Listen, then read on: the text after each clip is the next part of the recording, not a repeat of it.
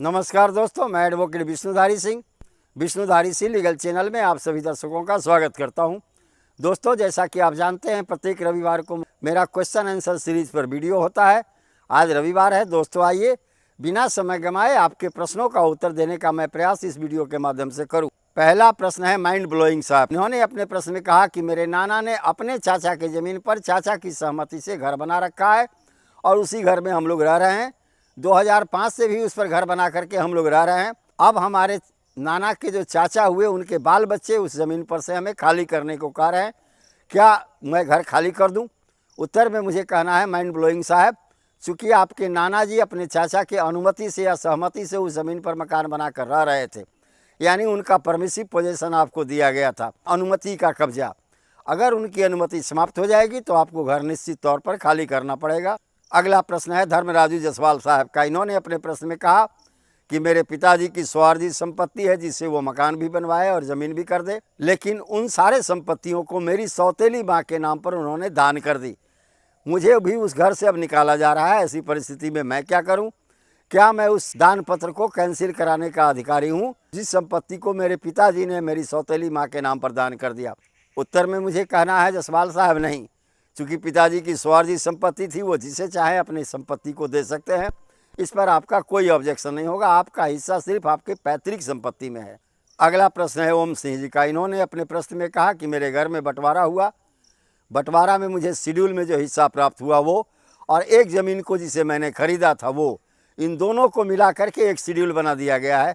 अब कौन सा दस्तावेज मान्य होगा? वो हमारा रजिस्ट्री का दस्तावेज या हमारे घर के बंटवारा का दस्तावेज? ओम सिंह जी, रजिस्ट्री और घर के पार्टीशन का जो दस्तावेज है, इन दोनों मिलाकर के एक शेड्यूल बनाया गया है।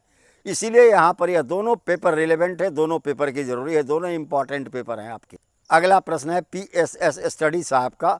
इन्होंने अपने प्रश्न में कहा कि अगर किसी ज़मीन के मालिक का लड़का या वारिसान पागल है, क्या उस ऐसी परिस्थिति में वह ज़मीन बेच सकता है, और अगर नहीं तो उस ज़मीन का मालिक कौन होगा? उत्तर में मुझे कहना है PSS स्टडी ब्लॉक साहब, अगर वह लड़का विक्षिप्त है तो अपनी संपत्ति का मालिक खुद है, लेकिन चूंकि वह विक्षिप्त है इसलिए किसी प्रकार का एग्रीमेंट करने में अक्षम है।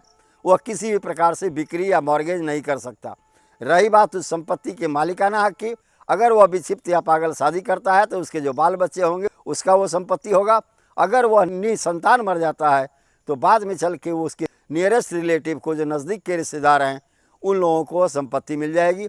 अगर कोई न रहे तब लास्ट में यह संपत्ति सरकार में वेस्ट हो जाती है।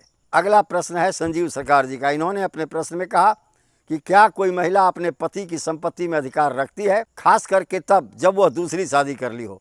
उत्तर में मुझे कहना है संजीव सरकार जी, नहीं। पत्नी का अधिकार पति की संपत्ति में सिर्फ मेंटेनेंस तक है, कोई शेयर उनका नहीं है।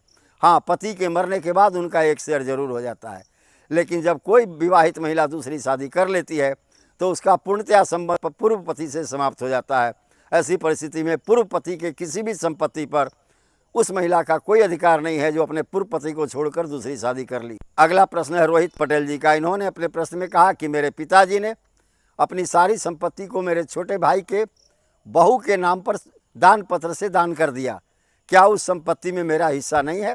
उत्तर में मुझे कहना है रोहित पटेल जी, अगर आपके पिता की निजी कमाई की संपत्ति है तब तो आप कुछ नहीं कर सकते, लेकिन अगर वह संपत्ति पैतृक है तो उसमें भी आपका एक शेयर है। इसके लिए आप सिविल कोर्ट में टाइटल पार्टीशन कम डिक्लेरेशन सूट का मुकदमा करें। उस दान पत्र को कैंसिल करते हुए आपका शेयर निकाल दिया जाएगा। तो धन्यवाद दोस्तों, यहीं पर मेरा क्वेश्चन आंसर सीरीज समाप्त हुआ। अगर मेरा यह क्वेश्चन आंसर का वीडियो आपको पसंद आया तो आप इसे लाइक करें, सब्सक्राइब करें, अपने साथियों को शेयर करें, ताकि वो लोग भी इस कानून का उपयोग न्यायालय में अपने अपने केस में कर सके। धन्यवाद। अब विशेष अगले वीडियो में।